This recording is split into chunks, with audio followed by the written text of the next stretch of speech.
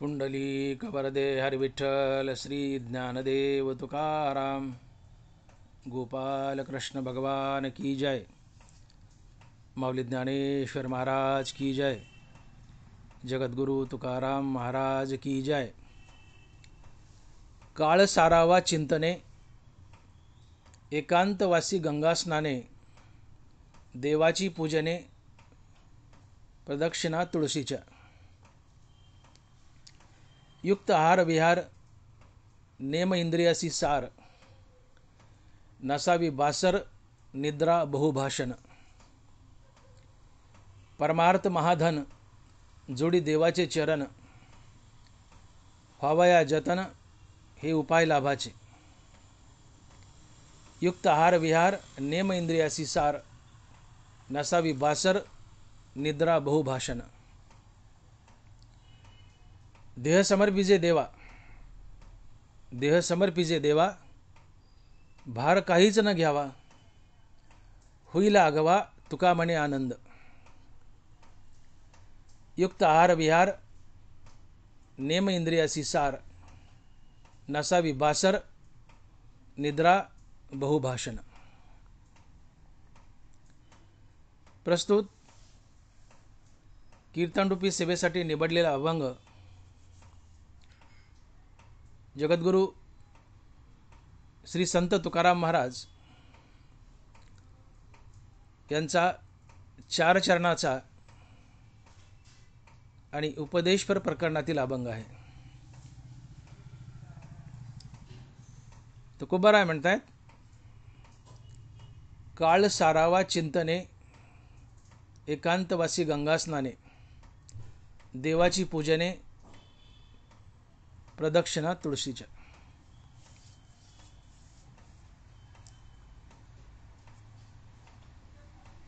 या अभंगात तुकोबाराय म्हणतायत की परमार्थ महाधन, जोडी देवाचे चरण, व्हावया जतन, हे उपाय लाभांचे।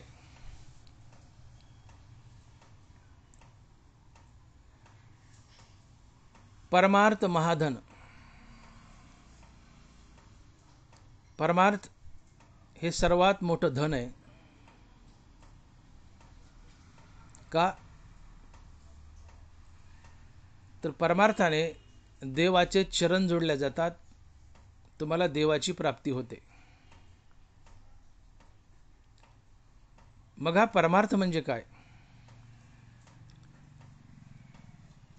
तर परमार्थ म्हणजे परम म्हणजे सर्वात मोठा, अर्थ म्हणजे अर्थ। ज्याला सर्वात मोठा अर्थ आहे तो परमार्थ। अर्थात परमार्थ म्हणजे नित्य अशा भगवंताच्या प्राप्तीसाठी अखंड केलेली साधना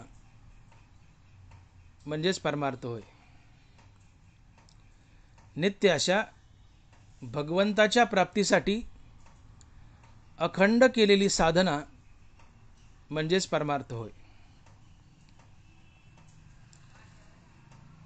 आणि हा परमार्थ महाधन आहे, सर्वात मोठं धन आहे। का तर या परमार्थानं देवाचे चरण जोडले जातात, देवाची प्राप्ती होते। मग हाच आपला परमार्थ जतन व्हावा, कडीला जावा असं वाटत असेल तर तुकोबाराय आपला परमार्थ कडीला जाण्यासाठी काही उपाय सांगतात। आणि ते उपाय तुकोबाराय अभंगाच्या पहिल्या चरणात सांगतायत आणि महाराज लिहित आहेत, काळ सारावा चिंतने, एकांतवासी गंगास्नाने, देवाची पूजने, प्रदक्षिणा तुळशीच्या। काळ सारावा चिंतने,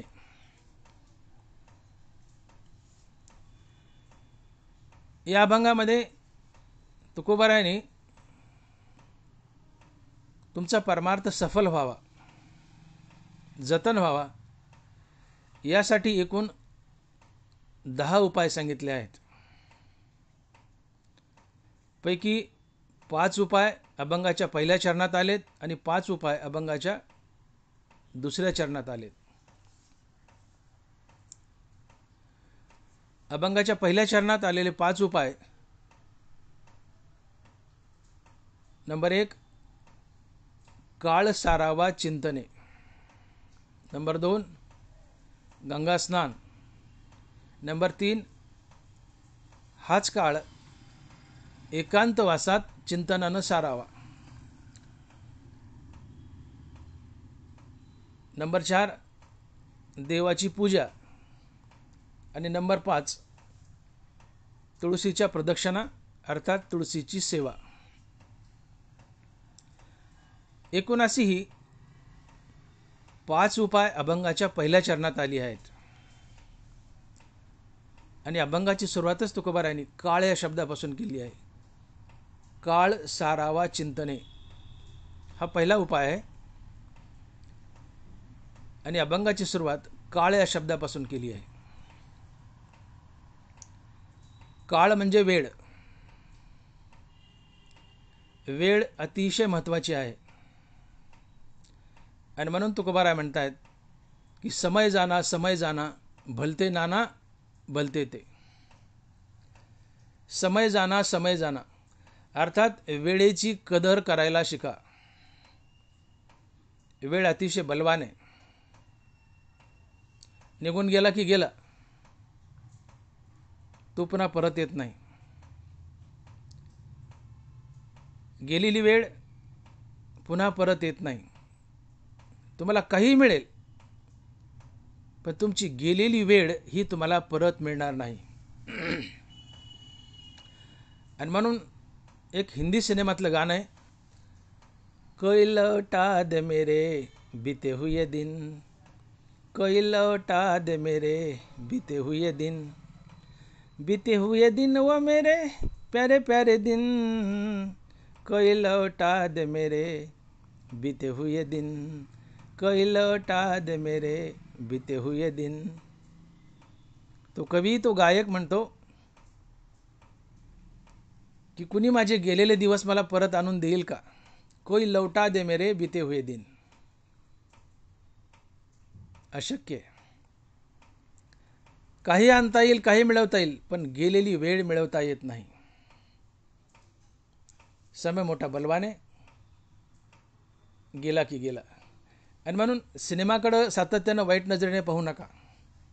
सिनेमातूनही बरंचसं घेण्यासारखं असतं. सगळंच नाही पण बरंचसं घेण्यासारखं असतं. एका हिंदी सिनेमाचं नाव आहे जिंदगी ना मिलेगी दोबारा. जिंदगी ना मिलेगी दोबारा. अतिशय कॅची नाव आहे. हा शब्द काय सुचवतो? जिंदगी ना मिलेगी दोबारा. हा शब्द सुचवतो की तुम्ही मृत्यूचं नित्य स्मरण ठेवा. तुम्हाला पुन्हा लवकर मनुष्यजन्म मिळणार नाही. आणि संत हेच सांगतात, शतवर्षाची गणना, मनुष्यदेह दुर्लभ जाना, जिंदगी ना मिलेगी दोबारा.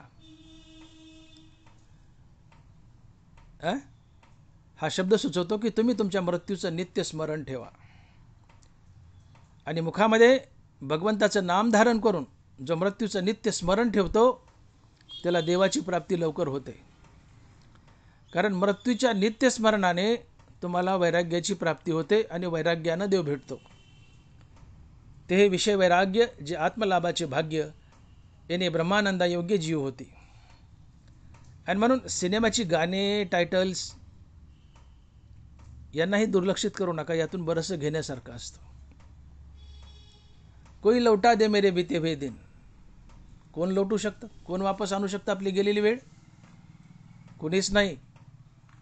गेलेले दिवस कुणीच परत आणू शकत नाही. गेले गेले. भूतकाळ आपला नाही, कारण तो गेला. भविष्यकाळ आपल्या जीवनात येईल का नाही सांगता येत नाही. आहे तो फक्त वर्तमान काळ आपला आहे. आणि तोही मुठीत धरलेल्या पाण्याप्रमाणे निसटून चाललाय. मुठीत धरलेल्या गव्हासारखा नाही, पाण्यासारखा. मुठीत गहू धरले टिकून राहतील, पण मुठीत पाणी धरले किती वेळ टिकेल? हातात धरू धरूच तर पाणी निसटून जातं. म्हणून भूतकाळ गेला, तो आपला नाही, परत येणार नाही. भविष्यकाळ आपल्या जीवनात येईल का नाही याचा भरोसा नाही, आयुष्य किती सांगता येत नाही. आहे तो वर्तमान काळ आपला आहे आणि तोही मुठीत धरलेल्या पाण्यासारखा निष्ठून चालला आहे. आणि म्हणून तुकोबाराय म्हणतात की करावी तातडी परमार्थाची, संत समागमी धरावी आवडी, करावी तातडी परमार्थाची. परमार्थाची तातडी करा. वेळ निष्ठून चालला, गेला तो गेला, गेलेला परत येत नाही. आणि म्हणून कोई लौटा दे मेरे बीते हुए दिन, तर ते गेलेले दिन पुन्हा परत आणता येत नाहीत. काळ गेला तो गेलाच. कसं मनुष्य जीवन आहे बघा. नेले रात्री नेते अर्धे. तुमचं अर्ध आयुष्य रात्र खाते, अर्ध आयुष्य झोपेत जातं.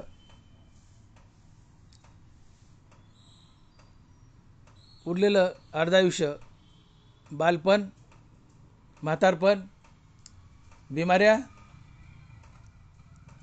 आणि संसार आणि इतर भोग यामध्ये जातं. आणि म्हणून तुकोबाराय म्हणतात की नेले रात्री नेते अर्धे, बाळपण जरा व्याधे. नेले रात्री नेते अर्धे, बाळपण जरा व्याधे. तुमचं अर्ध आयुष्य रात्रीने खाल्लंय, उरलेलं अर्ध बाळपणाने, म्हातारपणाने, रोगाने, तरुणपणात कामाने, नाना प्रकारच्या भोगाने खाल्लंय. इथं भजनाला काय उरलंय? आणि म्हणून कबीर महाराज एका अभंगातून आम्हाला आठवण करून देत आहेत. कब समरोगे राम भजो रे भाई, कब समरोगे राम, कब समरोगे राम भजो रे भाई, कब समरोगे राम. बाचपन खेल गवाया, बाचपन खेल गवाया. लहानपण खेळण्यात गेलं, बाचपन खेल गवाया. जवानी में काम भजो रे भाई, कब समरोगे राम, कब समरोगे राम भजो रे भाई, कब समरोगे राम. लहानपण खेळण्यात गेलं, तरुणपण संसारात स्त्री भोगात गेलं. जवानी में काम, बाचपन खेल गवाया. जवानी में काम भजो रे भाई, कब समरोगे राम. लहानपण खेळण्यात गेलं, तरुणपण स्त्री भोगात गेलं. आता आलं म्हातारपण. बुढ़ापे में थर थर कांपे, बुढ़ापे में थर थर कांपे. लहानपण खेळण्यात गेलं, तरुणपण स्त्री भोगात गेलं. पुढं म्हातारपण आलं. म्हातारपणी अंगाला थर कापरं सुटलं, बसली जागा उठता येईना, अंग लटलट करू लागले, जीभ तोंडात फसू लागली. कसा राम म्हणता येईल? बुढ़ापे में थर थर कांपे, बुढ़ापे में थर थर कांपे. निकल गया अवसान भजो रे भाई, कब समरोगे राम, कब समरोगे राम भजो रे भाई, कब समरोगे राम. अरे बाबा, रामनाम कधी घेशील? लहानपण खेळण्यात गेलं, तरुणपण स्त्री भोगात गेलं. म्हातारपणी बसली जागा उठवणं, अंगाला थरकापरं सुटलं, जीभ तोंडात फसू लागली. कधी रामनाम घेणार? नेले रात्रीने ते अर्धे, बाळपण जरा व्याधे.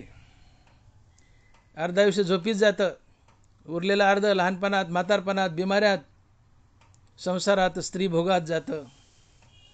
इथं भजनाशी काय उरले? आणि म्हणून वेळेची कदर करायला शिका. जो वेळेची कदर करतो, वेळ त्याची कदर करते, त्याला सर्व काही मिळून देते. पण जो वेळेची कदर करत नाही, त्याच्या पदरात काहीच पडत नाही. बरेचसे लोक म्हणतात, देवदेव का लहानपणी करायचा असतो का? मजा हजा करू, हे काय तुझं देवदेव करायचं वय आहे का? म्हातारपणी देवदेव करू, म्हातारपणी परमार्थ करू. नाथ महाराज म्हणाले, म्हातारपणी परमार्थ करू, काळ काय तुझा आज्ञा धरू. म्हातारपणी परमार्थ करू, काळ काय तुझा आज्ञा धरू. अरे तू म्हणतो म्हातारपणी परमार्थ करू, काळ काय तुझा आज्ञाधारक आहे का? तू म्हातारा होशील कशावरून? तरुणपणात मरायचा नाही कशावरून? आणि म्हणून म्हातारपणी परमार्थ करू हे म्हणणं चुकतंय. कारण काळ कोणाचा आज्ञाधारक नाही, तो तुम्हाला कोणत्याही समय घेऊन जातो. आणि म्हणून म्हातारपणाची वाट पाहू नका. प्रल्हादासारखं बाळवयातच परमार्थाला लागा. 16 वर्षाच्या ज्ञानेशाने ज्ञानेश्वरी लिहिली, 16चा आकडा फिरवला, 61 वय झालं तरी आम्ही ज्ञानेश्वरीकडे डोंकूनही पाहत नाहीत. ही खेदाची बाब आहे. या विश्वातील सर्वात मोठी श्रीमंत वस्तू काय असेल तर ती आहे ज्ञानेश्वरी आणि गाथा. जगात दोनच गोष्टी सर्वात श्रीमंत आहेत, एक ज्ञानेश्वरी आणि दुसरी गाथा. आणि ही श्रीमंती, ज्ञानेश्वरीची आणि गाथेची श्रीमंती महाराष्ट्राला लाभली आहे. महाराष्ट्र सर्वात भाग्यवान आहे. या संधीचं सोनं करा. आणि म्हणून म्हातारपणी परमार्थाला लागू असं म्हणू नका, बालवयातच परमार्थाला लागा. कारण गेलेली वेळ पुन्हा येत नसते. कारण अंगाला म्हातारपण येणं म्हणजे ही मृत्यूची सूचना असते. अंगी वर्धापतेची संज्ञा ये मरणाची, कसा या तारुण्याची भुली न फिटे. ज्ञानोबा आहे. अंगाला म्हातारपण येणं म्हणजे मरणाची पूर्वसूचना असते. ही मरणाची घंटी असते. तुम्ही सावध व्हावं. पण म्हातारा जर्जर झाले तरी त्याला मरणाची आठवण येत नाही, खेदाची बाब आहे. अंगाला म्हातारपण येणं ही मरणाची सूचना आहे. तुम्ही सावध व्हावं, देवदेवाला लागावं, पण नाही लागत तो. अजूनही म्हणतात मी तरणा ताटा, मी टनाटन वड्या मारतो. म्हणून वार्धक्याच्या अंगे वार्धक्या जो नागवे, वार्धक्याचे अंगे जो वार्धक्या ना नागवे तयाच्या ठाई जाणावे ज्ञान आहे. म्हातारपण येण्याच्या आधीच जो देवदेव करून घेतो, परमार्थ करून घेतो, तो शहाणा असतो. आणि म्हणून म्हातारपणाची वाट पाहू नका. तुम्ही म्हातारे होताले कशावरून? आणि बालपण आणि तरुणपण भोगत असताना जी वेळ निघून जाते, ती गेलेली वेळ पुन्हा वापस येत नाही. ती वेळ पुन्हा वापस येत नाही. वेळ गेली. आणि म्हणून मी म्हणलो की कोई लौटा दे मेरे बीते हुए दिन. तो कुणीच लौटू शकत नाही. गेलेले दिन गेले, पुन्हा येऊ शकत नाही. काही येईल जीवनात, पण गेलेली वेळ येत नाही. आणि म्हणून तुकोबारायचा इशारा आहे की समय जाना भलते नाना भलते ते. वेळेची कदर करायला शिका. वेळ गेली पुन्हा येत नाही. आणि म्हणूनच तुकोबाराय आम्हाला शहाणं करतायत आणि म्हणतायत की तुमची वेळ चालली आहे, तुमचा काळ चालला आहे, तो काळ व्यर्थ जाऊ देऊ नका. तर काय करा? काळ सारावा चिंतने, एकांतवासी गंगा स्नाने, देवाची पूजने, प्रदक्षिणा तुळशीच्या. काळ सारावा चिंतने. आपली वेळ, आपला काळ हा चिंतनानं सारावा. अनेक लोकांना प्रश्न पडतो की वेळ कशी घालावी, काय करावं, वेळच जात नाही. काय करावं, वेळच जात नाही. टाईमपासच होत नाही. अनेक लोकांच्या तक्रारी तशा. मग टाईमपास होत नाही म्हणून काय करतं, पिक्चरला जा. टाईमपास होत नाही म्हणून कुठं जाऊन गप्पा मारत बस. टाईमपास होत नाही म्हणून कुठं परदेश दौऱ्यावर जा. 5-5, 10-10 लाख रुपये खर्च करतात लोक आणि टाईमपास करण्यासाठी परदेश दौरा करून येतात. अरे तुमचं मन एकदा रामनामात जर रंगलं, तुमचं मन खरोखर एकदा जर रामनामात रंगलं, तर परदेशात जाऊन, हिमालयात जाऊन जो निसर्ग पाहतात, तो निसर्ग आमच्या कपिलधारला आहे. आमच्या कपिलधारला काय कमी आहे? सुंदर धबधबा आहे, सुंदर निसर्ग आहे. मन रामनामात रंगावं. जिथं बसाल तिथंच हिमालय, जिथं बसाल तिथंच परदेश. तुम्ही रामनामात रमत नाहीत म्हणून तुम्हाला परदेशात जाऊन रमावं वाटतं. हा टाईमपास आहे. हा वेळ जात नाही. हा असा वेळ घालवायचा. सिनेमाला जातात, गप्पा मारतात. 50 माणसं, ज्ञानोबा बोलले, 50 अक्षरी करीशी बरोबरी शेकी तुझे तोंड तुझं वैरी रे. चव्हाट्यावर जर माणसं बसले 10-5 तर नाना प्रकारच्या इकड तिकडच्या सटरफटर गप्पा करतील, पण एकदा त्याच्या तोंडात देवाचं नाव येत नाही. ज्ञानोबा म्हणले, सावधान सावधान, जग तुझं वैरी नाही आहे. तुझं वैरी कोण आहे? तुझी जीभ आहे म्हणले. का? 50 शब्द बोलतो पण एकदाही तुझ्या तोंडात राम येत नाही, देवाचं नाव येत नाही. तू तुझा वैरी आहे, तुझं तोंड तुझं वैरी आहे. जग नाही. 50 अक्षरी करीशी भरोवरी, शिकी तुझे तोंड तुझं वैरी रया. आणि म्हणून वेळेची कदर करा. वेळ वाया दौडू नका, टाईमपास करू नका. हो, रस्त्यावर ते चुरमुरे खारेमुरे विकत असतात, ते पोरं म्हणतात टाईमपास खारेमुरे, टाईमपास खारेमुरे. अरे खारेमुऱ्यात टाईमपास करू नका रे बाबा नो. टाईम, समय, वेळ ही अतिशय मूल्यवान आहे. गेली की गेली, ती खाऱ्यामुऱ्यात घालायची नाही आहे. इकडे तिकडे फिरण्यात, सटाक्या मारण्यात, सिनेमा पाहण्यात, याचा अर्थ करू नका, पाहू नका, जाऊ नका विदेशात असे मला म्हणायचं नाही. पण फक्त त्यातच खर्च करू नका, मला एवढं सांगायचं. करा, पण फक्त त्यासाठीच वेळ दौडू नका, एवढं सावध व्हा. लोक वेळ घालवण्यासाठी अनेक बहाणे करतात, अनेक बहाणे. नाटकं काय पाहतील, सिनेमे काय पाहतील, वगैरे वगैरे अनेक गोष्टी आहेत. गप्पा छप्पा मारतील, याच्या घरी जातील, त्याच्या घरी जातील. टाईमपासच होत नाही राव, टाईमपासच होत नाही राव, काय करावं. वेळच जात नाही राव, काय करावं. रिकामं मन हे राक्षसाचं घर असते, म्हणून तुमचा टाईम जात नाही. त्या मनाला गुंतवा ना कुठंतरी. Empty mind is devil's house. रिकामं मन हे राक्षसाचं घर आहे, आणि म्हणून वेळ जात नाही, म्हणून काळ जात नाही. मग या मनाला गुंतवा ना कुठं. तर कुठं गुंतवा? रामनामात गुंतवा.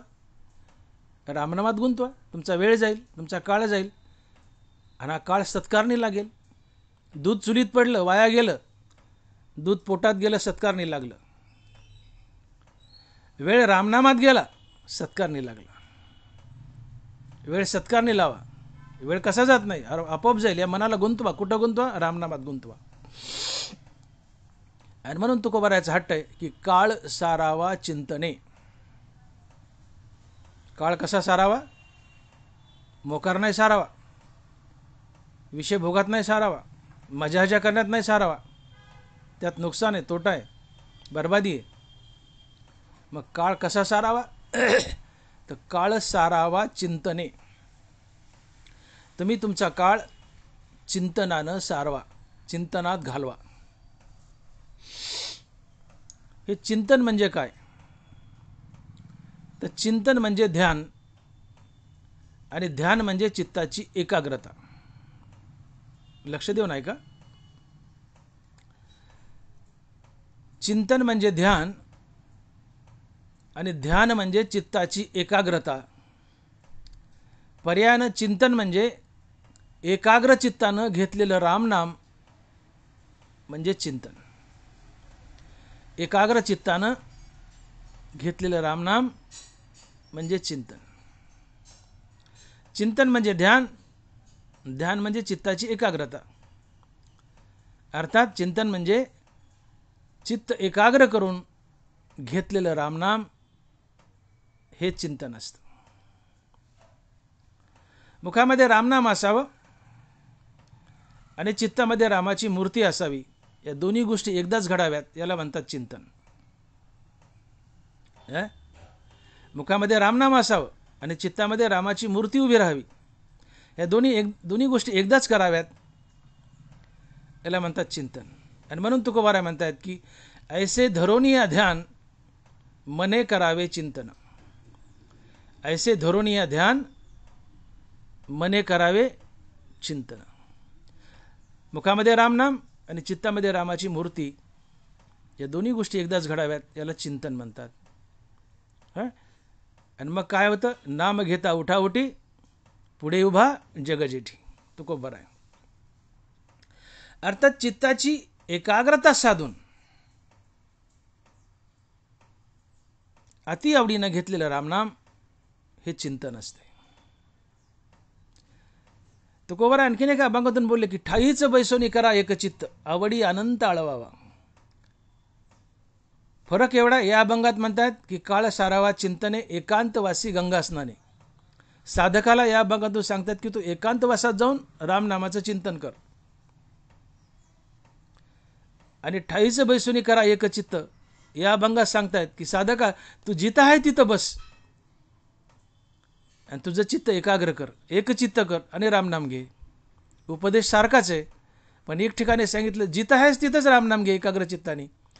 एका अभंगात सांगतायत की एकांतवासात जाऊन चित्त एकाग्र कर आणि रामनाम घे. दोन्ही ठिकाणी चिंतनच सांगितलंय, फक्त जागा वेगळी. ठाईच बैसुनी करा एकचित्त, आवडी अनंत आळवावा. जिथं आहे तिथं. आणि काळ सारावा चिंतने, एकांतवासी गंगा स्नाने. इथं मात्र एकांतवासात जा असं सांगितलंय. साधकाची दशा उदास असावी, उपाधी नसावी अंतर्बाह्य. साधक हा उदास असावा, अंतर्बाह्य उपाधी नसावी, अर्थात साधक हा विरक्त असावा. साधक हा विरक्तच असावा. ज्याच्या जीवनात विरक्ती नाही तो साधकच नाही आहे, तो विषयी पामरच आहे. तुम्ही किती देवदेव करा आणि किती परमार्थ करा, वैराग्य जीवनात आलं नाही तो पण तुम्ही साधकच नाही आहेत. तुम्ही म्हणून घेता सध्या स्वतःला साधक, पण तुम्ही साधक नाहीत, विषयी पामरच. तुकोबारांनी साधकाची व्याख्या सांगितली की साधकाची दशा उदास असावी, उपाधी नसावी अंतर्बाह्य. उदास असावं म्हणजे विरक्त असावं. या देहावरी उदासू ऐशी अपरी, उखिता जैसा बिडारी बैसला असे. ज्ञानोबा आहे. देहावर उदास असावं म्हणजे देहाचा विसर पडावा. उदास या शब्दाचा अर्थ विसर पडणे. मग तो देहाचा असो की संसाराचा असो, संसाराचा विसर पडणे म्हणजे उदास होणे. यालाच वैराग्य म्हणतात. आणि म्हणून विरक्ती धारण करून जो एकांतामध्ये चित्त एकाग्र करून भगवंताचं अति आवडीने नाम घेतो ते चिंतन असते. आणि म्हणून तुकोबाराय आम्हाला आदेश देत आहेत, उपदेश करतायत की काळ सारावा चिंतने. काळ जर चिंतनानं सारवला तर हाच खरा परमार्थ असतो. एकाग्र चित्त करून अति आवडीने रामनाम घेतलं हे चिंतने, आणि असं चिंतन करणं हा खरा परमार्थ असतो. या परमार्थानं तुम्हाला नित्य अशा भगवंताच्या चरणाची प्राप्ती होते. हा त्याचा सर्वात मोठा फायदा आहे. भगवंताची प्राप्ती हवी आहे ना, मग परमार्थ करा. आणि परमार्थ करणं म्हणजे काळ सारावा चिंतने.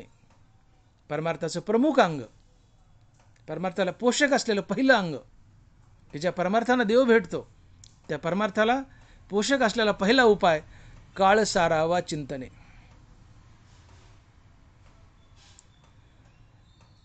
आणि याला पुष्टी देताना दुसरा उपाय सांगतायत तुकोबाराय की एकांतवासी गंगा स्नाने. सकाळी उठावं, गंगेचं स्नान करावं आणि एकांतवासात जावं चिंतनासाठी. आता गंगा स्नान म्हणजे गंगा तर उत्तर प्रदेशात आहे, ती आपल्याकडे कुठे आहे. पण ढोबळमानानं आपण प्रत्येक गावातल्या नदीला गंगाच म्हणतो. प्रत्येक नदी ही गंगाच आहे. गंगा म्हणजे ती उत्तर प्रदेशातलीच असावी असं काही नाही, की किंवा दक्षिण गंगा गोदावरी असावी हे बी नाही. तुमच्या गावी असलेली प्रत्येक नदी ही गंगा आहे. आणि म्हणून गंगा स्नान आहे. भीमा आणि चंद्रभागा तुझ्या चरणाची गंगा. आता भीमा म्हणजेच पुढं पुढं पंढरपुरात चंद्रभागा आहे. भीमेला गंगा म्हटलंय, चंद्रभागेला गंगा म्हटलंय, मग या गंगा आहेत का? तात्पर्य तुमच्या गावात जी नदी आहे तिला गंगा म्हणतात. आपल्या गावच्या नदीवर जाता जुना काळ होता. लोक जुन्या काळी पहाटे उठायचे, दंडबटका मारायचे, नदीला आंघोळ करायचे आणि आपल्या आपल्या व्यवसायाला जायचे. मग तुमचा व्यवसाय काय? साधक आहे तर देवाची प्राप्ती ना. विरक्ती धारण केली, साधक बनलेत, देवाची प्राप्ती हा तुमचा व्यवसाय झाला. आता मग सकाळी लवकर उठून दंडबैठका मारा, व्यायाम करा, गंगेला अर्थात आपल्या गावच्या नदीला स्नान करा, नसेल नदीला पाणी घरात स्नान करा आणि एकांतवासात जा. आणि एकांतवासात जाऊन भगवंताचं अति आवडीने नामचिंतन करा एकाग्र चित्तानं. भक्तीमध्ये, साधनेमध्ये, चिंतनामध्ये एकांतवासाला फार महत्त्व आहे. आणि म्हणून ज्ञानोबराय बोलतायत एकांतवासाची महती सांगताना, बहु एकांतावरी प्रीती जया जनपदाची खंती, मनुष्याकार्य मूर्ती ज्ञानाची तो. तो साक्षात ज्ञानाची मूर्ती म्हणले की ज्याला एकांत प्रियता आहे. आपल्याकडं उलटी खोपडी. जो मनुष्य एकांतात जातो, एकांतात बसतो, त्याला लोक नाव ठेवतात एकलखोर आहे. ते कधी माणसात मिसळतं का? ते कधी सुपारीचं खांड खातं का? त्याला हाय का माणसात मिसळणं माहीत? त्याची टिंगल करतात. अरे बाबा, तो साधक आहे. तो विरक्त आहे म्हणून एकांतात जातोय. बहु एकांतावरी प्रीती, जया जनपदाची खंती, मनुष्याकारे मूर्ती ज्ञानाची. तो साक्षात ज्ञानाची मूर्ती आहे. एकांत ज्याला प्रिय येतो. आणि ज्याला लोकांत प्रिय आहे, लोकात मिसळावं वाटतं, गप्पा मारा वाटतात, कुच्च्या टवाळी करा वाटती, तो मूर्ख आहे म्हणले, तो अज्ञानी आहे.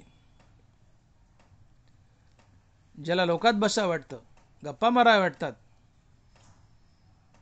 तो अज्ञानी आहे, तो मूर्ख आहे. तो आपला वेळ व्यर्थ दवडायला आहे. आणि मग जो माणसात मिसळत नाही, कुणात बसत नाही, उठत नाही, आपण भलं आणि आपला देवदेव भला, तो शहाणा आहे, तो ज्ञानी आहे. आणि म्हणून जीवनात एकांत प्रियता यावी. एकांत प्रियतेने उत्तम साधना घडते, उत्तम चिंतन घडतं, देवाची प्राप्ती लवकर होते. आणि म्हणून एकांत प्रियता जीवनात आणा.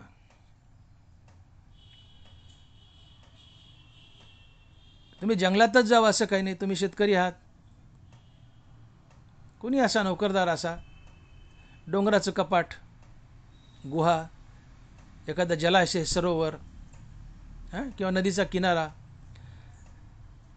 अशा एकांत ठिकाणी जाऊन चित्त एकाग्र करून रामकृष्ण हरी नामाचा जाप करा. हे चिंतन असतंय. याने साधना उत्कृष्ट घडते. तुम्ही देवाशी लवकर जोडल्या जाता आणि तुम्ही देवच बनता. म्हणून काळ हा चिंतनानं सारवा. आणि ते करताना तुम्ही गंगा स्नान करून एकांतवासात जाऊन चिंतन करा. साधना उत्कृष्ट घडेल. कारण असा नियम आहे, नाथ महाराज भागवतात म्हणतात की चिंतने चिंतने तदरूपता. चिंतने चिंतने तदरूपता. तुम्ही ज्याचं चिंतन करता त्याचा आकार तुमच्या चित्ताला येत असतो. तुम्ही ज्याचं चिंतन कराल त्याचा आकार तुमच्या चित्ताला येतो. याला म्हणतात चिंतने चिंतने तदरूपता. नाथ महाराजांनी भागवतामध्ये एक भिंगरुटीचा दृष्टांत दिलाय. सर्वांच्या परिचयाचा दृष्टांत आहे हा. भिंगरुटी नावाचा किडा असतो, त्याला आपण ग्रामीण भाषेत कुंभारीन म्हणतो. जुन्या काळी माळवदाचे घर होते. शहरात दिसत नाही हा प्रकार, पण जुन्या काळी वाडे असायचे माळवदाचे, आणि त्या खांडाला कुंभारीन एक मातीचं घर करायची. तिला भिंगरुटी म्हणतात. ही कुंभारीन मातीचं घर करायची आणि गवतावरून एक आळी पकडून आणायची आणि त्या मातीच्या घरात डांबून ठेवायची. आता ह्या कुंभारीने ती आळी खाऊन टाकावी, पण ती कुंभारीन त्या आळीला खातही नव्हती, मारितही नव्हती आणि जाऊही देत नव्हती. मग कुंभारीन उडून गेली बाहेर की आळीला सारखं ध्यान, एकच ध्यान, एकच ध्यास. कुंभारीन येईल मला मारील, कुंभारीन येईल मला खाऊन टाकील. एकच ध्यान, एकच ध्यास. कुंभारीन मला मारील, कुंभारीन मला खाऊन टाकील. सतत तिने एकच चिंतन करावं. कुंभारीन मला खाईल, कुंभारीन मला मारील. असं खूप दिवस या कुंभारणीचं चिंतन घडल्यामुळं ते आळीला स्वतःला पंख फुटतात, ती कुंभारीन बनते आणि उडून जाते. याला म्हणतात चिंतने चिंतने तदरूपता. राम म्हणता रामची होईजे, पदी बैसोनी पदवी घ्यायचे. आळीनं कुंभारणीचं चिंतन केलं, कुंभारणीचं ध्यान केलं, आळीला पंख फुटले, ती कुंभारीन बनली आणि उडून गेली. तुम्ही रामनामाचं एकाग्र चित्तानं अतिआवडीनं चिंतन केलं, तुमच्या चित्ताला रामाचा आकार येतो आणि तुमचं चित्त राम बनतं. अर्थात तुम्ही स्वतः राम बनता आणि राम बनणं हाच मोक्ष असतो. आणि म्हणून गंगास्नान करून एकांतवासात एकाग्र चित्तानं रामनामाचं स्मरण करायचंय. का? तर तुम्ही रामनामाचं नित्य चिंतन केलं तर तुमच्या चित्ताला रामाचा आकार येतो, तुमचं चित्त राम बनतं, नवे नवे तुम्ही स्वतःच राम बनता आणि मुक्त होता. हा भगवत प्राप्तीचा सुलभ सोपा उपाय आहे. आणि म्हणून तुकोबारायाचा हट्ट आहे की काळ सारावा चिंतने एकांतवासी गंगा स्नाने. भगवंताचं नामचिंतन फार बलवान आहे बघा. भगवंताचं नामचिंतन देवाची प्राप्ती तर करून देतच, पण त्यासोबत जो नित्य भगवंताचं नाम घेतो त्याचा उत्साह वाढतो, त्याचं बळ वाढतं, त्याचा आत्मविश्वास वाढतो, त्याची कार्यशक्ती वाढते. ही भगवंताच्या नामचिंतनाची ताकद आहे. ज्ञानोबराय बोलले, अखंडित प्रसन्नता अतिजित चित्ता तिथं रिगणे नाही समजता संसार दुःख. भगवंताच्या नामचिंतनानं तुमचं चित्त अखंडित प्रसन्न राहतं आणि तिथं दुःखाचा प्रवेश होत नाही. आणि म्हणून बघा, जे नामचिंतन करतात भगवंताचं, हे वारकरी वगैरे वगैरे टनाटन उड्या मारतात, दिंडीत पायी जातात, गारव्यात बिरव्यात पावसात झोडपतात, सर्दी पडसं येतं, घोरमडा येतं, त्यांना काही होत नाही, दगडासारखे निबर असतात. का? बळ वाढतं, उत्साह वाढतो, कार्यशक्ती वाढते, आत्मविश्वास वाढतो. कशाने? भगवंताच्या नामचिंतनाने. आणि जे भगवंताचं नामचिंतन करत नाहीत, हे हे हे हे हे माझं हे दुखत आहे, माझं ते दुखत आहे, मला मुंग्या येतात, मला घेडे येतात, मला गोळे येतात. अरे काय मुंग्या आणि काय घेड्या? तू देवापासून दूर आहे, देवाचं नाव घेत नाही म्हणून बिमार आहेस. तू देवाचं नाव घे, तुझं चित्त प्रसन्न राहील. जिथं प्रसन्नता आहे तिथं दुःखही नाही, रोगही नाहीत. अखंडित प्रसन्नता अतिजेत चित्ता तिथं रिगणे नाही समजता संसार दुःख. जयाचे जठरू वाहे अमृताचा निर्झरू, क्षुधा त्रशा अडदरू कैचा तेत. आणि ज्याच्या पोटात अमृताचा झरा वाहतो त्याला तहान भूक कशी सतावेल? तसं ज्याच्या मुखात नित्य हरिनाम आहे त्याला संसाराचं दुःख कसं सतावेल? तो अप्रसन्न कसा राहील? भगवंताचं नामचिंतन करतो तो सातत्यानं प्रसन्न असतो, उल्हासित असतो, टनाटन उड्या मारतो. म्हातारा असला तरी उड्या मारतो. का? मुखात भगवंताचं नाम आहे. म्हणून भगवंताच्या नामचिंतनाने तुम्ही प्रफुल्लित राहता, प्रसन्न राहता, उल्हासित राहता, कार्यशक्ती वाढते, बळ वाढतं, उत्साह वाढतो, आत्मविश्वास वाढतो. आणि याशिवाय सगळ्यात मोठा फायदा, तुम्हाला देवाची प्राप्तीही होते. देवाची प्राप्ती होते. आणि म्हणून भगवंताचं नामचिंतन करा. आणि म्हणून पुन्हा एकदा सांगतो की चिंतन म्हणजे ध्यान, आणि ध्यान म्हणजे चित्ताची एकाग्रता. आणि म्हणून चिंतन म्हणजे एकाग्र चित्तानं अति आवडीनं घेतलेलं भगवंताचं नामस्मरण, हे चिंतन असते. एकाग्र चित्तानं भगवंताचं केलेलं नामस्मरण हे चिंतन असतंय. आणि अशा चिंतनानं आपला काळसारा हे परमार्थाचं प्रमुख अंग आहे की ज्या परमार्थानं तुम्हाला देव भेटतो. परमार्थ महाधन जोडी देवाचे चरण, तुकोबाराय. आणि मग हे चिंतन करताना गंगा स्नान करा, एकांतवासात जा, साधना चांगली घडते, देवाची प्राप्ती लवकर होईल, देवाची अटॅचमेंट लवकर होईल. एकांतप्रियता कशी महत्त्वाची बघा. एखादा साधू जर 10 लग्नाला गेला, भपकेबाज लग्न आहेत, डिंग डॉंग, सगळे डॉल्बीच डिंग डॉंग लग्न आहेत, 10 लग्नाला, साधू जर 10 लग्नाला गेला तर साधू असाधू बनतो तिथलं विकारी वातावरण पाहून. पण एखादा असाधू जर 10 अंत्ययात्रेला गेला तर असाधू साधू बनतो 10 अंत्ययात्रा अटेंड करून. का? त्याला वैराग्य होतं.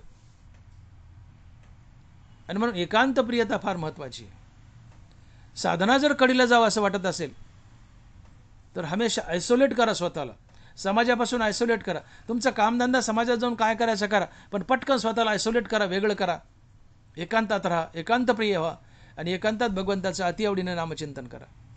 तुमचा परमार्थ सफल होईल, देव लवकर भेटेल. आणि मग सकाळी उठा, आजही म्हातारपणी 50 बैठका मारा, काही होत नाही. खनाखन घाम काढा अंगातून, गंगेचं स्नान करा, घरात गार पाण्याने स्नान करा, गरम पाणी वापरूच नका. जोर काढल्या गरम पाण्याची गरजच नाही, अंग गरम होतं. गार पाण्याने आंघोळ करा गंगाळाच्या पाण्याने, एकांतात जाऊन भगवंताचं नामचिंतन करा. आणि मग तुकोबाराय बोलतायत, काळ सारावा चिंतने एकांतवासी गंगा स्नाने. पुढं म्हणतात देवाची पूजने. हा चौथा उपाय परमार्थ सिद्धीला जाण्याचा, देवाची पूजने. देवाची पूजा फार महत्त्वाची आहे. आता पूजा अनेक प्रकारची आहे. पूजेने चित्ताला प्रसन्नता लाभते. बरोबर आहे म्हणतात. पूजोनी देव पाहिजे पिरोनी शेता जायचे, का तोषोनी प्रसादू घ्यायचे अतिथीचा. ज्ञानोबा आहे. पूजोनी देव पाहिजे पिरोनी शेता जायचे, का तोषोनी प्रसादू घ्यायचे अतिथीचा. एखादा पाहुणा घरी आलाय आणि त्याचा पाहुणचार केलाय, त्याला खाऊ पिऊ घातलंय, त्याचं आदरातिथ्य केलंय, आणि मग वाटं लावताना त्याच्या तोंडावर जो आनंद असतो तो पाहून आपलाही आनंद द्विगुणित होतो. तो त्याच्या आदरातिथ्य केल्यामुळे तो प्रसन्न अंतकरणानं प्रसन्न चेहऱ्याने जातो. त्याच्या चेहऱ्यावरची प्रसन्नता पाहून आपल्याला त्याच्यापेक्षा हजारो पटीने जास्त आनंद होतो. शेतात पेरलंय आणि 8 दिवसांनी तुम्ही शेतात चक्कर मारायला गेले आणि ते धान्य उगून आले, हजारो पटीने आपल्याला आनंद होतो. पेरोनी शेतात जायचे. तसं देवाची पूजा केली, चित्त अतिशय प्रफुल्ल आणि उल्हासित होतं, आनंदमय होतं. आणि म्हणून सकाळी उठल्या उठल्या तुम्ही देवाची पूजा केली तर तुम्ही प्रफुल्लित असता, प्रसन्न असता, आनंदी असता. आणि म्हणून देवाची पूजा अवश्य करा, मन लावून करा. करावी ते पूजा मनेची उत्तम.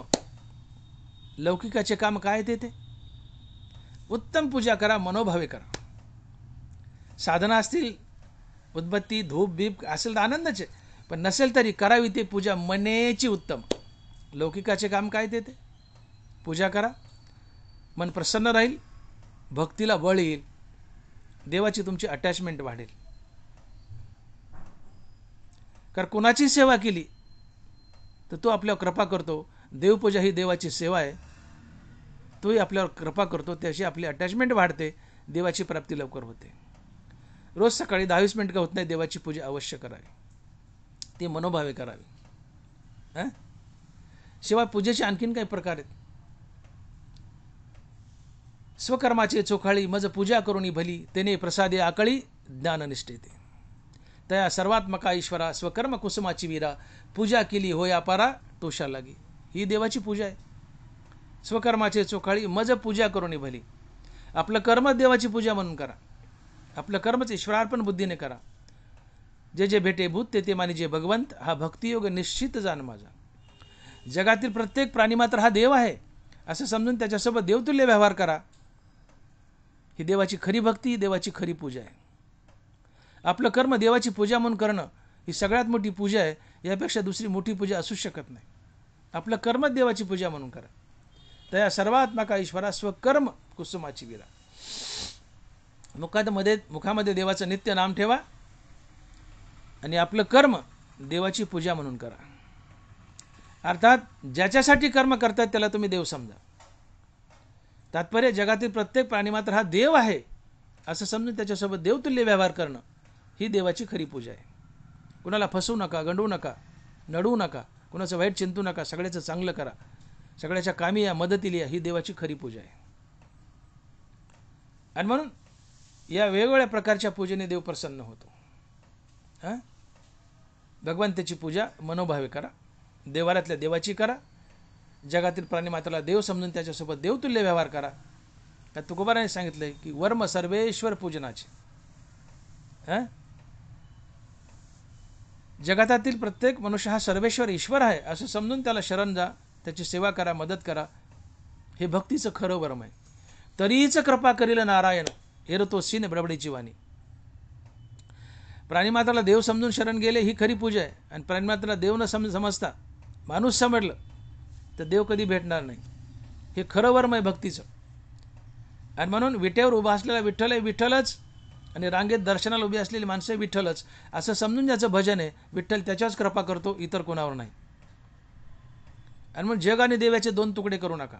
जग हाच देव, विठ्ठलचा विठ्ठल आहे विठ्ठल, रांगेतली दर्शनाला उभी असलेली माणसं विठ्ठलच असं समजून ज्याचं भजन आहे त्याच्यावर देवाची कृपा लवकर होते. आणि म्हणून जगाचे 2 तुकडे करू नका. जग हाच देव. तसे जगा परोते सारोनी पाहिजे माते, तैसा ना विखिते अवघाची मी. जग हाच देव आहे. जगाला देवातून वेगळं सरकू नका. जग हाच देव. विठ्ठल विठ्ठल उभा तो विठ्ठलच, रांगेत दर्शनाला माणसं उभी तेही विठ्ठलच. असं समजून जर भजन असेल, असं समजून पूजा असेल, तर देवाची कृपा लवकर होते. अशा प्रकारे देवाऱ्यातल्या देवाची पूजा तर कराच, पण जगतात देव पहा. जगातील प्रत्येक प्राणीमात्र हा देव आहे असं समजून त्याच्यासोबत देवतुल्य व्यवहार करा. ही देवाची खरी पूजा आहे. देवाची तुमची अटॅचमेंट वाढेल, देव लवकर भेटेल. आणि म्हणून चौथा उपाय तुकोबाराय सांगतायत की देवाची पूजने. काळ सारावा चिंतने, एकांतवासी गंगा स्नाने, देवाची पूजने, प्रदक्षिणा तुळशीच्या. आता 5वं चरण किंवा 5वा उपाय तुकोबारायने तुळशीच्या प्रदक्षिणा अर्थात तुळशीची सेवा घातली आहे. का बरं इथं तुळस का घालावीशी वाटली? याचं कारण असं आहे की तुळस ही आमचा सर्वात मोठा वसिला आहे. कोणाकडून काम करून घ्यायचं असेल, एखाद्या साहेबाकडून, तर त्या साहेबाच्या बायकोची ओळख काढावी. त्या साहेबाच्या बायकोला आपण मस्का मारावा, आपलं काम झालं म्हणून समजावं. बायको नवऱ्याला विनंती करते, अहो ते माणूस आलाय, त्याचं काम करा ना हो, करा ना हो. बायकोने सांगितलं की नवऱ्याला ऐकावं लागतं. तुळस भले देवाची बायको नाही आहे, देवाची बायको लक्ष्मी आहे, तुळस देवाची बायको नाही आहे, पण तरी तुळस देवाच्या गळ्यात येऊन बसली.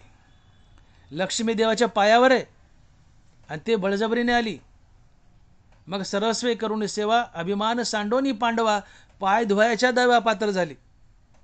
आपल्या रूपाचा श्रीमंतीचा अहंकार टाकला, देवाची चरणसेवा केली, तेव्हा देवाने कुठं जागा दिली? पाय धुवायच्या दैवा पात्र झाली. देव म्हणाले, माझ्या चरणात बस, माझे पाय धुवून पाय दाब, गुडघ्याच्या वर येऊ नको. गुडघ्याच्या वर आली तर याद रख. लक्ष्मीला अधिकार दिला देवाने फक्त पायात, आणि ते पाय धुवायला. पाय धुवायच्या दैवा पात्र झाली. सख्खी बायको देवाची लक्ष्मी, पण कुठं बसवली? गोट्याच्या खाली, गोट्याच्या खाली, तळपायात.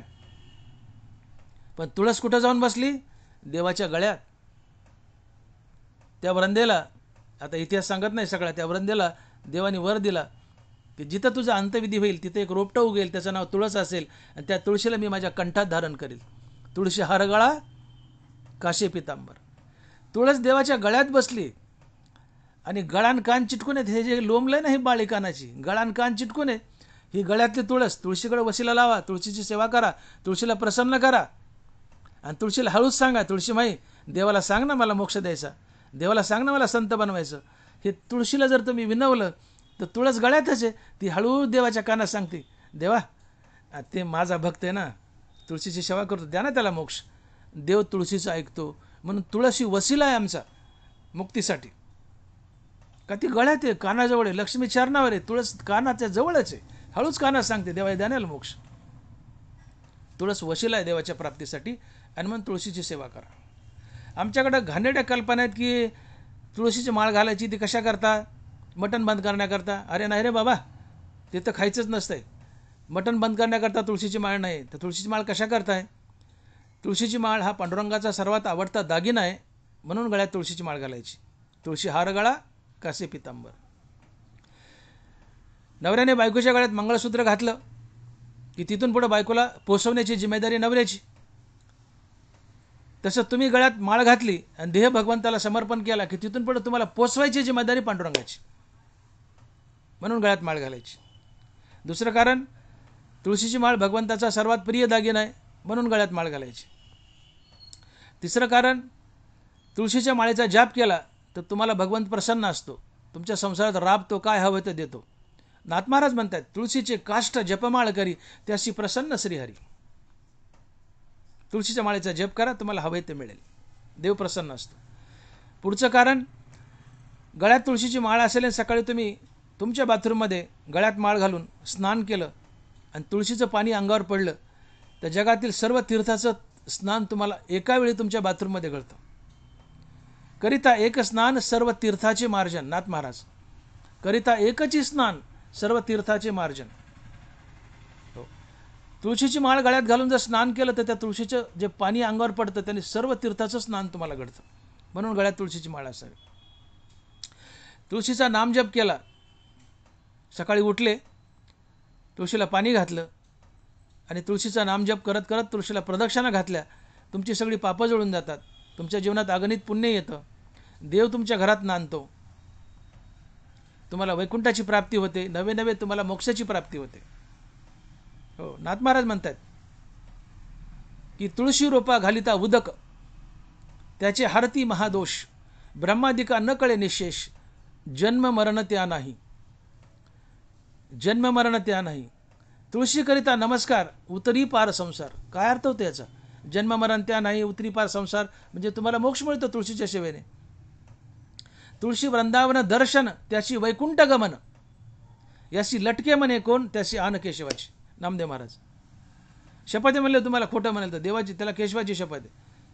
काय की तुळशी वृंदावन दर्शन, त्याची वैकुंठ गमन. ज्याच्या दारात तुळशी वृंदावन आहे, त्या वृंदावनाचं दर्शन घेतो, तुळशीची सेवा करतो, तो वैकुंठाला जातो. मग अजून काय हवं आहे तुम्हाला? हे तर मिळतंच सगळं. वैकुंठ मिळतं, मोक्ष मिळतो तुळशीच्या सेवेने. पण सर्वात मोठं बघा काय अजून, ज्यावेळेस तुम्ही मरत असताना तुमच्या गळ्यात जर तुळशीची माळ असेल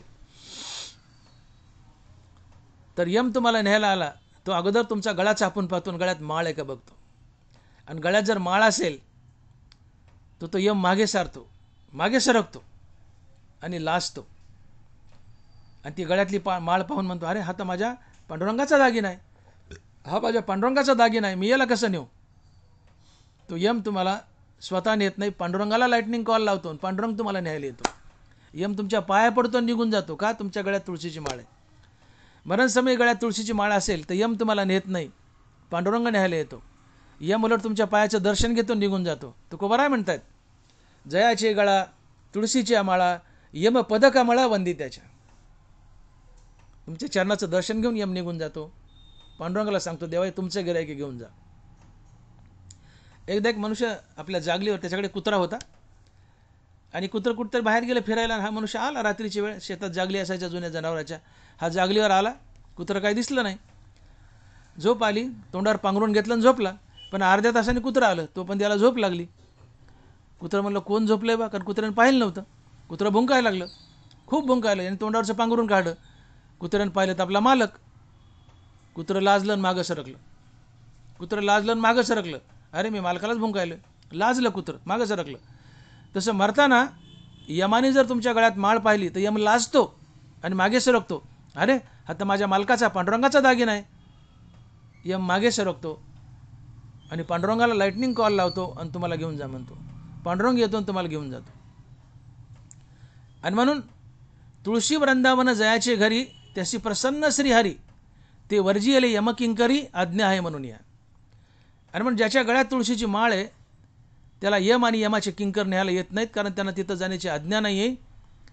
माळधारक जर मेला तर त्याला नेण्यासाठी पांडुरंगच येतो, तुम्हाला वैकुंठाची प्राप्ती करून देतो, नवे नवे मोक्ष देतो. हा तुळशीच्या माळेचा महिमा आहे.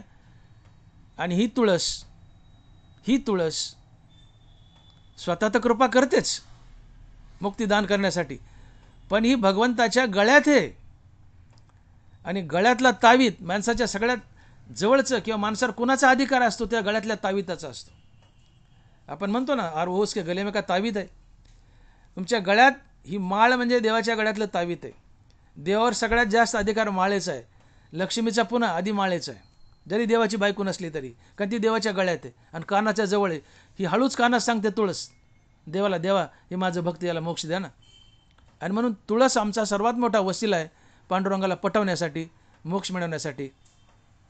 आणि म्हणून तुळशीची सकाळी उठून पाणी घालून, प्रदक्षिणा घालून, तिचं नामस्मरण करून सेवा करा, तुम्हाला भगवंताची प्राप्ती लवकर होईल. आणि हा 5वा उपाय आहे. आणि म्हणून तुकोबाराय म्हणतात की काळ सारावा चिंतने, एकांतवासी गंगा स्नाने, देवाची पूजने, प्रदक्षिणा तुळशीच्या. परमार्थ कडीला जावा यासाठी तुकोबारायांनी अभंगाच्या पहिल्या चरणात ही 5 उपाय सांगितली आहेत, 5 साधनं सांगितली आहेत. आता अभंगाच्या दुसऱ्या चरणात राहिलेली 5 साधनं आणि 5 उपाय सांगतायत. आणि महाराज लिहित आहेत, युक्त आहार विहार, नेम इंद्रियासी सार, नसावी बासर, निद्रा बहुभाषण. युक्त आहार विहार, नेम इंद्रियासी सार, नसावी बासर, निद्रा बहुभाषण. 5 पहिल्यात सांगितली आहेत, उरलेली 5 उपाय दुसऱ्या चरणात सांगितली आहेत. तर दुसऱ्या चरणात सांगितलेली 5 उपाय जी आहेत परमार्थ कडीला जावा यासाठी, त्यातला पहिला उपाय आहे युक्त आहार विहार. अर्थात तुमच्या आहारावर तुमचं नियंत्रण असावं, तुमचा परमार्थ सफल होईल असं तुकोबाराय म्हणतात. आणि म्हणून ज्ञानोबाराय लिहित आहेत आहार तरी सेविजे परियुक्तीचे निमापे मविजे आणि क्रियाजात आचरिजे तयाच स्थिती. साधक योगी यांचा आहार फार युक्त असावा, मर्यादित असावा. जास्त खाऊ नये, निवळ उपाशी राहू नये. आहार मर्यादित असावा. आणि म्हणून ज्ञानोबाराय लिहित आहेत आणि अंगाबळ यावे ना तरी क्षुधा जावे का जिभेचे पूर्वी मनोरथ. भोजन करते विकी या तिहिते न लेखी आहारी मित संतोषी माप नसुये. बघा ज्ञानोबाराय काय म्हणतात की जेवण करताना माझ्या अंगाला बळ यावं, माझी भूक जिरावी किंवा माझ्या जिभेचे चोचले पुरावेत यासाठी साधकानं जेवण करायचं नसतंय. आहारी मित संतोषी माप नसुये. साधक हा खाण्यासाठी जगत नसतो, जगण्यासाठी खात असतो. त्याला जगायचं असतं, देवाची भक्ती करायची असते, देव मिळायचं असतं म्हणून खात असतो, मजा करायसाठी खात नसतो. साधक हा करपात्री असावा. साधक हा करपात्री असावा. तुम्ही बघा जैन लोकांमध्ये, जैन लोकांचे जे साधू आहेत ते करपात्री असतात. एखादा जैन साधू एखादा जैनाच्या घरी गेला, असे 2 हाताची वंजळ करतात ते साधू महात्मे आणि त्या माता मावल्या जैनाच्या त्यांच्या हातात ओततात. मग आंब्याचा रस असो, फळं असो, जेवण असो, भाजी भाकरी काही असो, हातात ओततात आणि ते असं त्या वंजळीत तोंड घालून खातात. याला म्हणतात करपात्री. करपात्री शब्दाचा अर्थ वंजळीत बसेल तेवढंच खायचं. आहारी मित संतोषी माप नसवे. जेवताना काटा लावित नाही, मला हेच पाहिजे एवढंच पाहिजे, वंजळीत बसेल तेवढं खायचं. याला साधक म्हणतात. ही साधना कडीला जाते.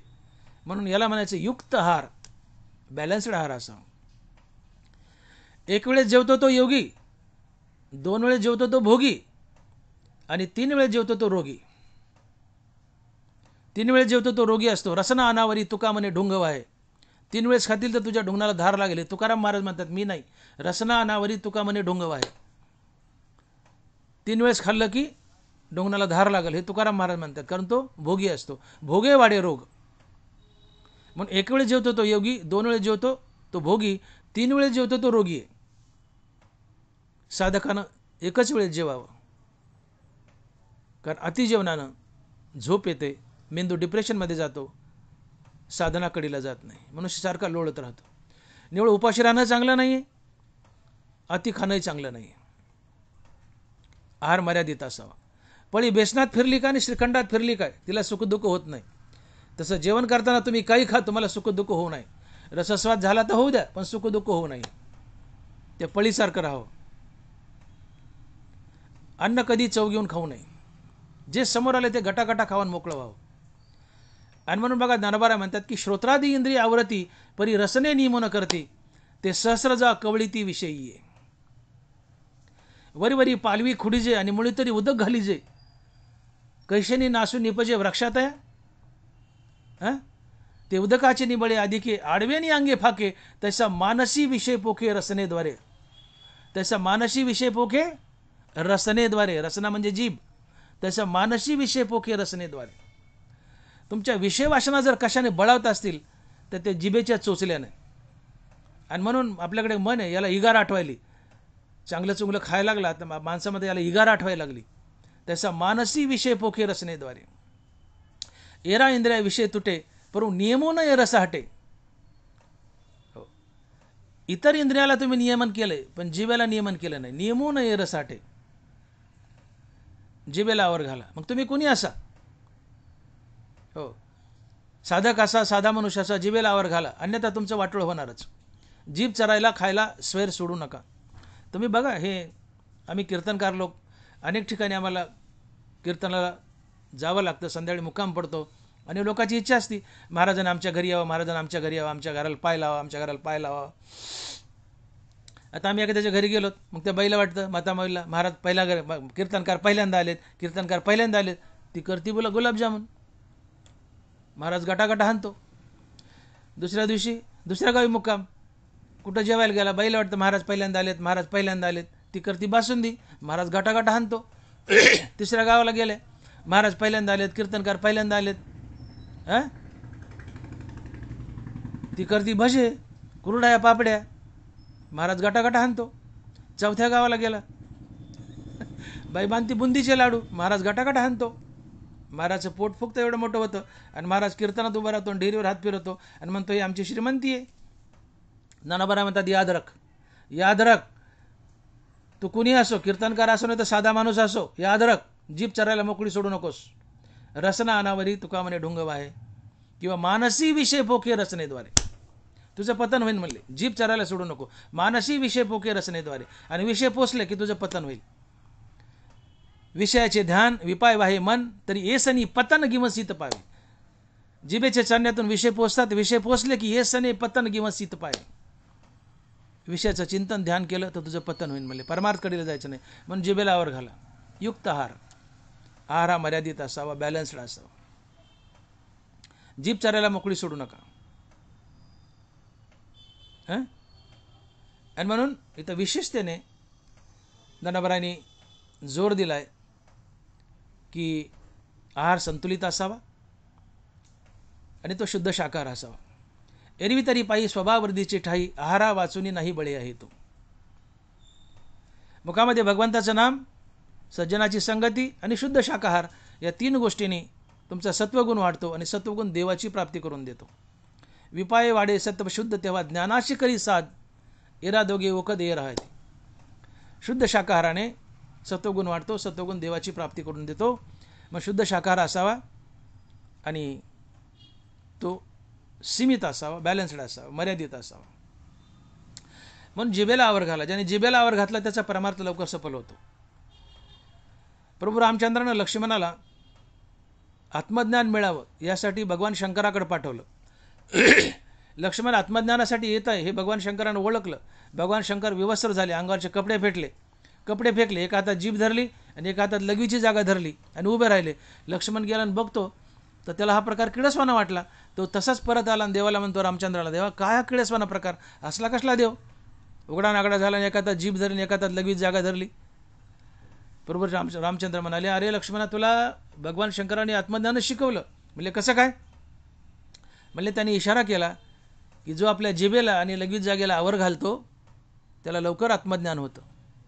आणि म्हणून जिभेला आवर घाला, जीभ चरायला मोकळी सोडू नका. जिभेला आवर घाला. श्रोत्रादी इंद्रियावरती परी रसने नियम न करती, ते सहस्रदा कवळीती विषयी. हे उदकाचे निबळे आधी की आडवेनी अंगे फाके, त्याचा मानसी विषय पोके रसनेद्वारे. जीभ चरायला मोकळी सोडू नका. सीमित, बॅलन्स, युक्त आहार घ्या. युक्त आहार, विहार. पुढचा मुद्दा विहार. हो, विहारही अति चालणं चांगलं नाही, सारखं जागेवर बसून राहणं चांगलं नाही. मपिला बोली बोलीजे का मितला पावली चालीजे, निद्रेही मान दीजे अवसरी एके. मपिला बोली बोलीजे का मितला पावली चालीजे, मितला पावली चालीजे.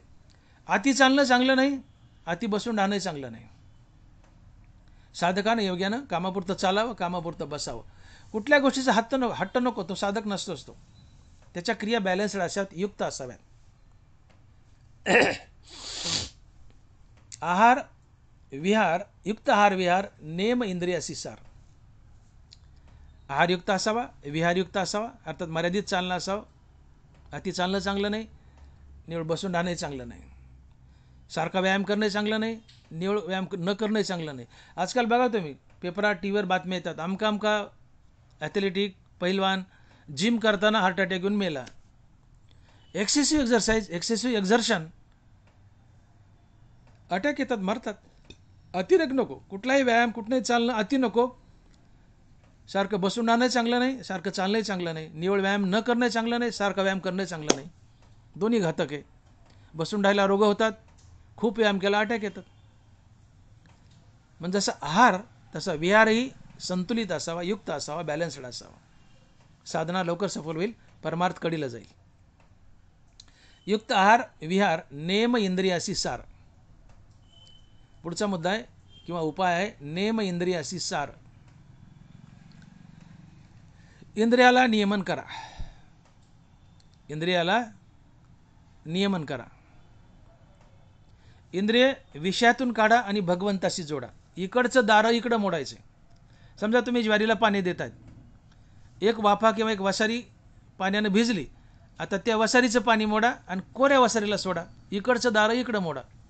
विषयात धावणारी इंद्रिय भगवंताच्या दिशेने त्यांना वळवा. याला म्हणायचं नेम इंद्रियासी सार. जिभेला म्हणायचं घी घी माझे वाचे, गोड नाम विठोबाचे. तुम्ही डोळे घ्या रे सुख, पहा विठोबाचे मुख. तुम्ही ऐका रे कान, माझ्या विठोबाचे गुण. मनात येत धाव घेई, राही विठोबाचे पायी. याला म्हणायचं नेम इंद्रियासी सार.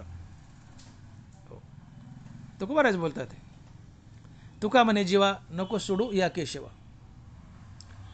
तुकोबाराने एका अभंगातून इंद्रियांना नियमन कसं घालून द्यावं, त्यांना संसारात काढून पांडुरंगाशी कसं जोडावं, याची युक्ती सांगितली आहे. महाराज म्हणतात की घे घे माझे वाचे, गोड नाम विठोबाचे. वाचे तू इतर काही वाचड बोलूच नको ग, तू काय बोल, विठ्ठलाचं नाम बोल. तुम्ही डोळे घ्या रे सुख, पहा विठोबाचे मुख. पांडुरंगाचं रूप पहा, तोंड निहाळा, डोळ्यानं दुसरं काही घाणेरडं बघू नका. तुम्ही ऐका रे कान, माझ्या विठोबाचे गुण. कानानं तुम्ही हरिकीर्ती ऐका, पांडुरंगाचं भजन ऐका, नामस्मरण ऐका. तोंडाने नामस्मरण तर घ्या, पण कानाने ऐका. प्रत्येक इंद्रियाला मनात येते धाव घे, राही विठोबाची पायी. प्रत्येक इंद्रियाला बांधलंय, संसारातून काढले, पांडुरंगाच्या चरणावर, पांडुरंगाच्या सर्व इंद्रियामध्ये त्यांना गुंतवून टाकले. आणि याला म्हणतात इंद्रिय विषयातून काढून पांडुरंगाशी जोडणं. याला म्हणतात नेम इंद्रियासी सार.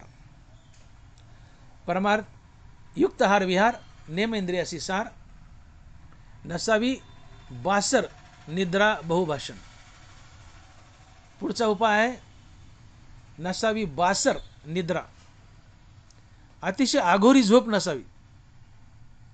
हो, झोपला तर 15-20 तास उठूच नाही. एक तर उशिरा झोपायचं आणि कव्हारं झोपायचं, उठायचंच नाही. ही बासर निद्रा आहे. दीर्घकालीन झोप नसावी. अति झोप नाही चांगलं नाही, सारखं जागरण नाही चांगलं नाही. कारण जो झोपतच नाही त्याचं शरीर नसतेच, शरीर त्याचं नसतेच, तो जिवंतच राहत नाही. म्हणून शरीराला झोपही आवश्यक आहे, पण ती झोप मर्यादित असावी. सारखं झोपणं चांगलं नाही, सारखं जागं राहणं चांगलं नाही. आणि म्हणून ज्ञानोबा बोलतात की मपिला बोली बोलीजे का मितला पावली चालीजे, निद्रेही मान दीजे अवसरी एके. निद्रेही मान दीजे अवसरी एके. झोपेलाही महत्त्व द्या. आणि म्हणून बघा सप्ताह असेल 7-8 दिवस, तर रात्रंदिवस माणसं त्या सप्त्यातले जागेच असतात. सप्ताह संपले सगळेच बिमार पडतात. सर्दी पडसं खोकलं का हो, सप्त्यात जागलो, सप्त्यात बिमार पडलो, लय रखरख झाली, लय दवदव झाली. ज्ञानोबा सांगतात ना निद्रेही मान दीजे अवसरी एके. काही ॲटम कमी करा किंवा बारीबारीन करा, पण झोप घ्या ना 7-8 तासाची. नियम मोडला, शरीर तुम्हाला हिसका देणार. मग ते सप्ताह असं नव्हतं काही असो, ज्ञानोबाने सांगितलं निद्रेही मान दीजे अवसरी एके. मग सप्ताह ते बारीबारीन जागा, सारखं जागू नका, दुःख नाही येईलच तुम्हाला. सारखं झोपणंही चांगलं नाही, सारखं जागा राहणंही चांगलं नाही. मर्यादित असावं. झोप आवश्यक आहे. 7-8 तासाची झोप आवश्यकच आहे. तो योगी असो, साधक असो किंवा साधारण जीव असो, झोप आवश्यक आहे. पण अति झोप नकोय, निवळ जागा राहणंही चांगलं नाही. निद्रेही मान दीजे अवसरी एके. युक्त आहार विहार, नेम इंद्रियासी सार. नसावी बासर निद्रा बहुभाषण. ही निद्रा जी आहे यांनी शरीरातले धातूचा बॅलन्स राहतो. जे काही 7-8 प्रकारचे धातू आहे शरीरात, यांचा बॅलन्स टिकण्यासाठी, आणि या बॅलन्समुळं, धातूच्या बॅलन्समुळं, संतुलनामुळं आमची रेजिस्टन्स पॉवर वाढते, प्रतिकारशक्ती वाढते आणि आम्ही बिमार पडत नाहीत. आणि मग झोप नसल्यामुळं या धातूचा बॅलन्स जातो आणि मनुष्याची रोगप्रतिकारक शक्ती कमी होते आणि मनुष्य लवकर बिमार पडतो. म्हणून झोप अति आवश्यक आहे. जो नियमित झोप घेतो, सफिशियंट झोप घेतो, अति नाही पण सफिशियंट झोप घेतो, तो सहसा बिमार पडत नाही, त्याचा रेजिस्टन्स टिकून असतो. झोप आवश्यक आहे. साधकानं झोपावं, पण अति झोपू नये, सारखं जागर राहू नये. नसावी बासर निद्रा. आणि शेवटचं बहुभाषण. अतिशय वाचाळवाणी नसावी, बडबड करू नये, बहुभाषण नसावं.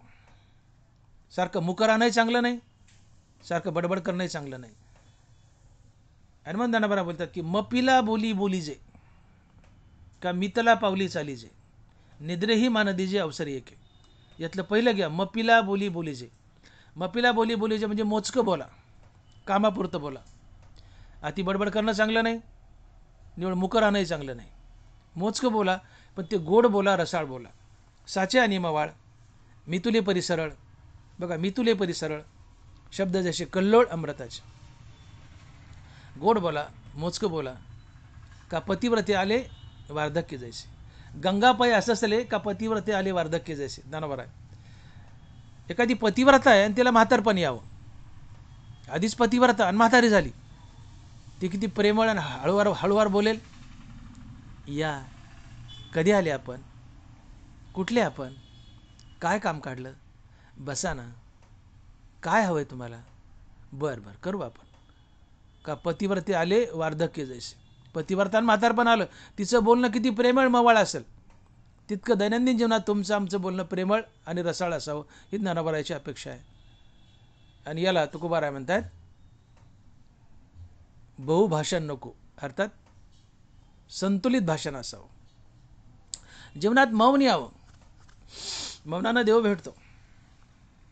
हो, ज्ञानोबाराय बोलले, ज्ञानदेवा मौन जपमाळ अंतरी, धरोनी श्रीहरी जपे सदा. ज्ञानदेवा मौन जपमाळ अंतरी, धरोनी श्रीहरी जपे सदा. जीवनात मौन यावं. मौनानं देव भेटतो. मौन या शब्दाचा अर्थ होतो तोंडानं देवाचं नाव घेत घेत मौन या शब्दाचा अर्थ होतो तोंडानं काही न बोलता, तोंडानं काही न बोलता मनातल्या मनात रामनामाचा जाप करणं म्हणजे मौन. ज्ञानदेवा मौन जपमाळ अंतरी.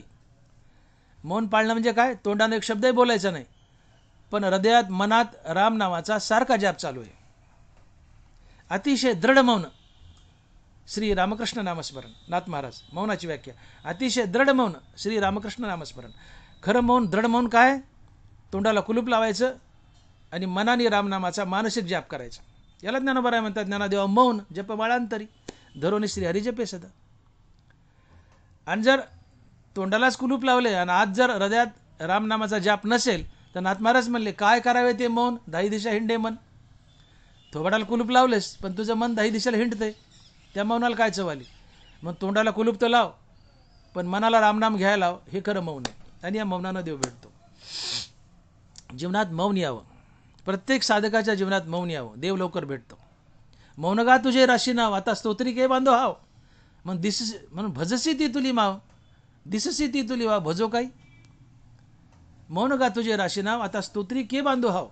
आदेवा मौन आहे तुझं, ब्राह्मणाचं राशी नाव आहे म्हणले, आता काय बडबड करू म्हणले, तुझं नावच मौन आहे आणि तुझ्या प्राप्तीसाठी मी बडबडीने तुला कसा प्राप्त करेल म्हणले. ज्याचं नाव मौन आहे त्याला मौनाने प्राप्त करता येतं. तुझं नाव मौन तर मी बडबड करून तुला कसा प्राप्त करेल म्हणले. मौन गा तुझे राशी नाव, आता स्तोत्री के बांधो हाव. देवा तुझं नाव मौन आहे तर मी मौनानंच तुला प्राप्त करेल आणि मौनानं देव भेटतो. साधक नवीन नवीन, जसे तुम्ही तांदूळ शिजायला टाका, तांदूळ आदनात कच्चे तो पण टनाटन उड्या मारतात, तसा साधकही परमार्थात टनाटन उड्या मारतो नवीन नवीन. पण ते तांदूळ शिजत गेले की त्याचा गाळ होतो, बुडाला बसतात. तसे साधक परिपक्व झाला की त्या तांदळासारखा गाळ होतो, बुडाला बसतो. गाळ व्हावं, बुडाला बसावं. जीवनात मौन यावं, टनाटन उड्या मारू नये, मौनानं देव भेटतो. आणि म्हणून ही उरलेली 5 उपाय तुकोबाराने दुसऱ्या चरणात सांगितलेत. युक्त आहार विहार, नेमेंद्रिय सिसार, नसावी बासर, निद्रा बहुभाषण, असे एकूण 10 उपाय सांगितलेत. आणि हे 10 उपाय आपल्या जीवनात आणणं म्हणजे खरा परमार्थ. आणि परमार्थ हे महाधन आहे. आणि परमार्थरूपी महाधनानं तुम्ही देवाचे चरण जोडता, ह्या अभंगाच्या तिसऱ्या चरणात. आणि महाराज लिहित आहेत की परमार्थ महाधन जोडी देवाचे चरण, पावाया जतन, हे उपाय लाभाचे. आणि मग हे सगळं करत असताना महाराजालाच तुमची काळजी वाटली की मी विरक्ती धारण केली, उदास झालो, शेतात जाऊन बसलोय, चिंतन करतोय एकाग्र चित्तानं, मग खायचं प्यायचं काय? तर तुकोबाराय म्हणले काळजी करू नको. 4थ्या चरणात देह समर्पिचे देवा, भार काहीच न घ्यावा, होईल आगावा तुका म्हणे आनंद. तू देवावर भार घाली देवा, न लगे देश डोई घ्यावा. हो, जसं लहान लेकरू आपल्या आईच्या मांडीवर झोपतं आणि त्याच्या भरणपोषणाची जिम्मेदारी आईची. ती आई काही करो, 1 महिन्याचं तहानं बाळ आईच्या मांडीवर झोपले, ती काळजी आईला. तसं तुम्ही विरक्त झाले ना, आता तुमच्या भरणपोषणाची जिम्मेदारी देवाची. आणि मग तुकोबाराय बोलले की देह समर्पिचे देवा, भार काहीच न घ्यावा. तुम्ही विरक्ती धारण करून जर नामस्मरणाला लागले, चिंतनाला लागले, तर तुमच्या भरणपोषणाची जिम्मेदारी देवाची. तशी एरवी देवाचीच आहे.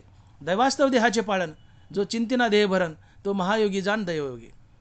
आणि म्हणून भरणपोषणाची काळजी करू नका. विरक्ती धारण केली तर काय खावं, तर ही जिम्मेदारी देवाची. फक्त देवावर भार घाला, देह देवाला समर्पित करा. हां, देव तुमच्या भरणपोषणाची काळजी करतो, तुम्हाला काळजी करायची गरज नाही आहे. आणि म्हणून देह समर्पित देवा, भार काहीच न घ्यावा, होईल आगवा तुका मने आनंद.